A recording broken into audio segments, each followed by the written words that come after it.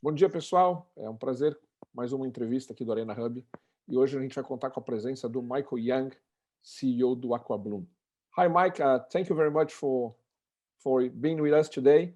It's a pleasure to have you here at Arena Hub interview series, and very nice talking to you and sharing information. We just started a recent strategic partnership between Arena Hub and AquaBloom.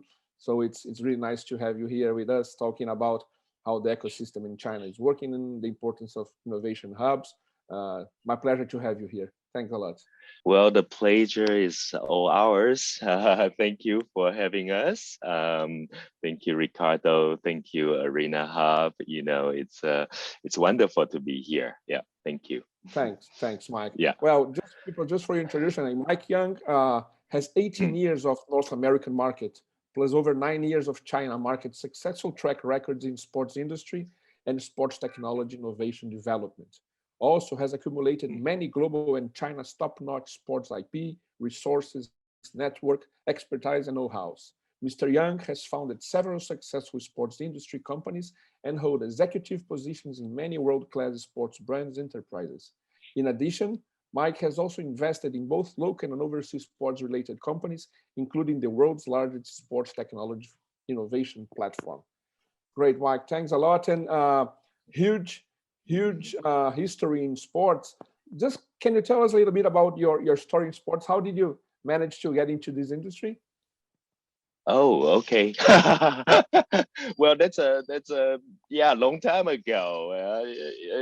It's actually quite interesting. I actually never thought I would be in sports industry. As an entrepreneur and business executive, but I guess sometimes fate sort of bring you. I was keep it short. I was UC Berkeley's badminton team coach, and one of my students' father actually invited me to start my first business, which is sports and health chain clubs for Asian communities in North America. So that's how it all started. And well, I actually was an architecture and industrial design student. So it's I guess it's fate. Yeah. Oh, that's great. Yeah, and especially in the North America, where the sports market is a huge thing, right? So it's a big influence. Certainly. I think North America's sports market industry is certainly very mature and very So good. Yeah. Mike, what is AquaBloom? Can you tell us a little bit about it? What is your ecosystem? How does it work? And which main areas do you operate? Oh yeah. Okay. Yes. After my second entrepreneurial project, which I brought Nike Sports Camp to Asia and especially China. After that project, I was thinking, well, I would like to, do seeking another challenge, and I started to do a lot of research, and with a lot of global sports industry friends, I noticed that China doesn't really have a international sports technology and innovation ecosystem or platform that connect with the world, like Arena Hub in Latin America and many other platforms in the world. So that's sort of my inspiration. I think many, and from my own experience of bringing international IPs to China market, I know it's not an easy task. You got a lot of challenges. The language is probably the least. of the challenge, you know, the culture, how things are done here, the resource network, everything, you know. So I felt, you know, this will be a meaningful endeavor for next, and so AquaBloom really wants to create ecosystem that we serve few business vehicles, you know. In last year, we done a lot of events, global accelerator, forums, summit, investment, you know, matching, business matching, and we have business development team that, you know, start to create a lot of business cases. But in the long term, we want to create an online platform and offline center that has a lot of content and service and programs that can smoothly you know, structurally, systematically helping a lot of international IPs to China market, and vice versa. Many Chinese companies would like to go abroad, so we can work closely with international platforms like you guys. Basically, that's the picture. Yeah. That's great. No, that's great. I mean, yeah, I think we have many things in common, and that's one of the reasons of our strategic partnerships, where we can construct this bridge between these two huge markets, right? And how we can learn from each other, and how we can share content, share knowledge, and I think that's really interesting and very fruitful for all the ecosystem, right? Yeah. In your experience, Mike, how these strategic partnerships between two, as you said, very different markets, culturally different, the way that done are different, but how can this help to develop the global ecosystem of the industry? How do you think are the positive points of a partnership like that, and how can we strengthen this and develop even more the ecosystem? Okay, you mean how, for example, strategic partnership between hubs, you know, can help each other? Okay, yeah, I think in some outline answer, I think first of all, we certainly can learn from each other, you know, support each other's different endeavors and objective, which I think we already start doing with you guys and many other friends in the world. And secondly, I think, well, we can also make the market, the cake, bigger for everyone to share. You know, I really think globalization and is certainly inevitable, and it's good for everybody, you know. And so that's the second I think benefit for we all work together. And the third is I think hub, basically, essentially we are bridges, you know, we are highways and springboards to connect the world together. You guys have a lot of IP, startups, experts, programs, contents, and we, you know, the hubs is doing a very meaningful job to have this highway, you know, the entry point. Yeah. Yeah. Perfect. I agree totally with you. And coming back to this point, I mean, as you mentioned, China is a very specific place. It's a very specific market, right? For those startups that might have interest in expanding to the Chinese and to the Asian market, what do you think are the biggest challenges for them, and how do you think they should proceed about this interest on going to such a huge and complex market? Okay, well, that's a great question. I think China market is fascinating. It's huge, okay, but it has so many, you know, China has a 56 ethnic group, and you know, language wise, many different cultures, okay, huge country, 1.4 billion people, you know. I think Well, in general, I think for international companies to come to China,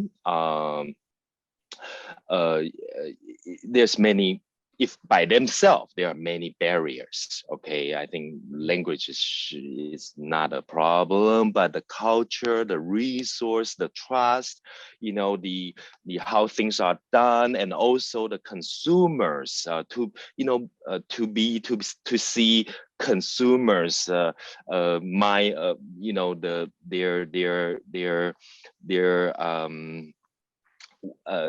what they like are different, you know. So it need all, you know, for just my own example, I mean, Nike Sports came in North America has very successful model, but when I bring that to China, it need to, in every way, need to be adjusted from how you get facility, coach, program, and spend like sales and marketing. You know, every model is different. So that's why I think AquaBloom, as we continue to mature and build a system, I think we will be very valuable for many international corporates and hubs, and because we have the local know-how, we have the local expertise or relationship. Yeah, we can save a lot of time and energy and money for international friends. Yeah. Good, good. And coming to this point, the other way around. I mean, because China is such a huge market, we hear many times that maybe it's enough market for the companies that are developed in China. Maybe it's enough. You do not have to move abroad because the Chinese market is so huge. You can really scale considering only the Chinese and Asian market. How are Chinese startups, Asian startups looking at other markets, especially Latin America markets? Is that a potential market for them? Is it on their priorities, or is just like, okay, if they have opportunity, it's interesting, but it's not my priority. I can scale enoughly here in my local market. How do you see that? Yeah, I see what you mean. Well, basically, I think the world is flat, and if you are a you know, entrepreneur or business person with global mind, global eye, you see the whole world, you know. As you like to penetrate different market, and like, you know, again, I think coming back to the earlier question, I mean, for Chinese market to go to, say, Latin America market, they need your help, you know, because we don't have the local knowledge, know-how, the consumer habit, all different, you know. So they also need to adjust, you know, in terms of their product service and how they do sales and marketing and customer services. I think, well, Chinese company, they also having many of them has a global mind, you know. Yeah, I think they also seek some of them already seeking our advice. So how do they go to North America market or Latin America market? So yeah. Great. Yeah, and I think this is one of the richness of this partnership, right? You can help some of the startups from our ecosystem who wants to understand better your market, and then vice versa. We can help these Chinese startups that are looking at Brazil or Latin America to adjust and to adapt here. And I think it's very complementary, right? We have some complements of different of, as you mentioned, different of culture, difference of priorities, but I think we can complement and help each other a lot. Mike. May I? Sorry, go on. Actually, I just thought another important point for Chinese sports industry companies or sports tech company to go abroad as well, because China's sports market or industry actually at the beginning stage. Okay, it has huge potential in the next 10 years, 15 years. But you know, say North America, maybe people who has a sports lifestyle is maybe, I'm just giving a random number here, 70-80%. Okay, and they all consume sports product or services. But in China, that percentage is still low. I mean, that's 20% maybe, you know. or 30%, it will continue to grow. But so it's important for China's sports company to seek overseas mature market as well. Yeah. No, great point. Great point. Yes. Yeah, and I think you're right. I mean, these other markets might have this leverage, might help them to scale and understand international markets and then adopt to your local one. You know that at Arena Hub we have different theses that we work, like fan engagement, we have esports, we have smart cities, smart arenas, content, and what are the main innovation trends and fields you are observing in China? Like live commerce is a big thing right now, right? Of course, artificial intelligence, and how are you looking at it and the main trends? Yeah, from different angle, if we are looking at market needs or consumers, say market that's already over 100 billion, we would say, well, you know, health and fitness, okay, related, education and training, and media and entertainment. Okay, of course, like smart stadium facility. China has a lot of great hardwares, and then I mean, you know, those are all big areas. And if talking about technology, yeah, China very quick, very agile in terms of you know, applying, you know, like what you said, AI, live commerce, and all the newest technology. You will see Chinese entrepreneurs are very agile. They you know, live commerce, one of the biggest, you know, represent symbol would be TikTok. Right, TikTok's company, the mother company is ByteDance, which is also AquaBloom's partner, and we are talking about how do we leverage, you know, live commerce ability, the AI ability, the big data ability to help sports technology and innovation company to gain success and make, you know, good sales and marketing in this market too. Yeah. Okay.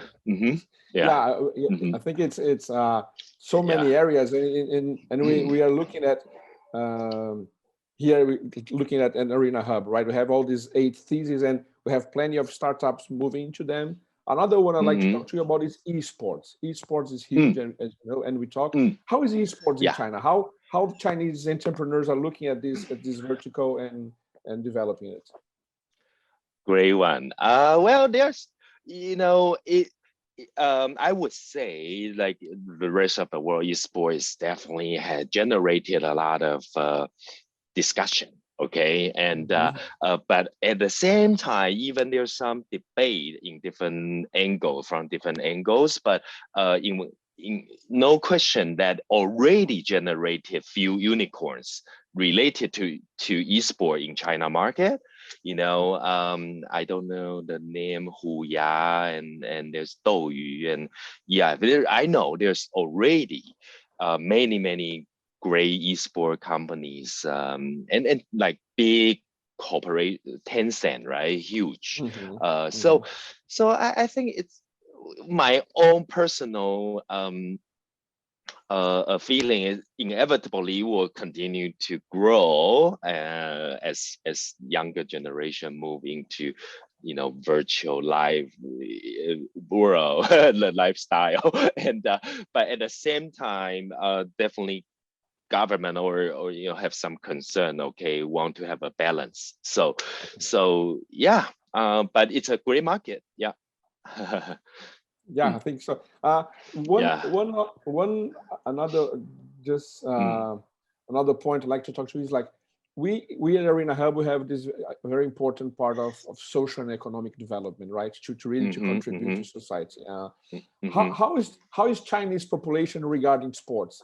Are they very active, or is this something that you're working in AquaBloom to kind of help people to do more sports, to make them healthier? Is it something that is in your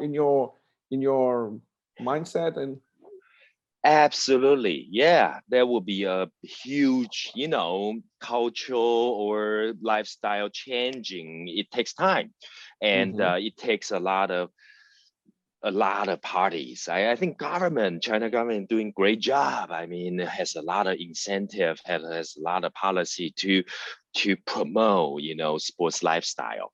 And yeah, and also if we look at from economically, when a country's GDP, personal income reach certain level, it's also a big driver, to China average income surpass 10,000 US dollar, and now I think it's that's why we feel if we did look at rest of the world, when society get into that average income, sports industry will explode. We were talking Yes. about the importance for the population to exercise, right? How important is this, and how we've seen a lot of movements in many parts of the world about incentives from government, many companies, many startups creating apps that incentive people to work out and exercise because of the quality of life. How are you looking at this in the Chinese market? Yeah, this is it's huge. I mean, health, China is definitely one of the key goal for central government, for all levels of government here in China. And I think China government is doing a lot of great jobs, creating a lot of great facilities, events, promotions, and yeah, we certainly participated, or in many of those incentives as well. Like you mentioned, we certainly love to be one of the driver, or I mean promoter, for these huge trends. And I don't know where were we when we lost the recording, but I was mentioning, I mean, when a country economic level get to certain level, like China today, I think people start to pay a lot of attention to health, to leisure, to entertainment, education. And I think those are the great values that sports are associated and directly linked to. So yeah. I agree with you. I think it's a huge potential area for us to work together. Yeah. I think it's interesting. Well, I think we just getting to the end of our time. I mean, I'd like to thank you very much again. Just one quick question: what is a good memory you have from a sports event? A personal memory you have from a sports event, and something that because I usually say that sports is so rich because it's one of the few things in life that, depending on the event, you remember exactly where you were, with whom you were. For example, the final championship of your team, the team you like. You remember that important game where you were, which one you were, a world record. You remember where you were, etc. So I think sports is one of the few things that have this power of remembrance, right? And just a quick question: is there you have a specific memory of sports in your life, and which one is that? Well, there's so many, Yeah, that's well, I'm so appreciate you asking this wonderful question. I mean, this bringing actually what you describe, I say there are many magic moments. We remember a lot of magical moments. And if in one angle to talk about it, I remember when I was in San Francisco. I mean, I go to 49ers game, I go to Giants game, I go to Golden Warriors game, and there's so many. There's one moment I remember very clearly, and I in front of me there's a father and son. The son is they're probably only 2 years old, and they are diehard fans, you know, and I was that touches me. I mean, the sports culture, you know, it's like generations, right? And I think, you know, I saw the father was teaching the son with all the passion and enthusiasm, you know, about the team they are supporting. I mean, that was a very touching moment, and I think that's going to happen in China in the next 5, 10, and ongoing. You know, 10 years.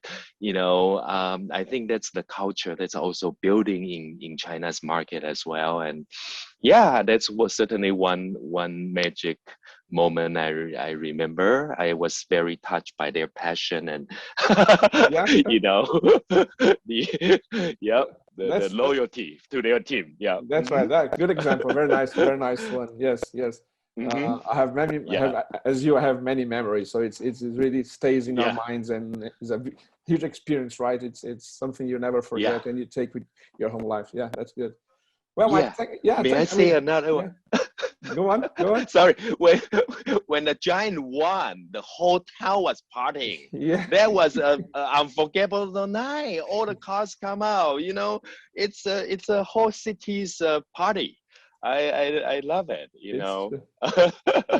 very Yeah. good, very good. Anyway, Yeah, thank yeah. you so much. Well, Mike, thanks. I mean, any issue you'd like to talk that we haven't mentioned? Any final point you'd like to say?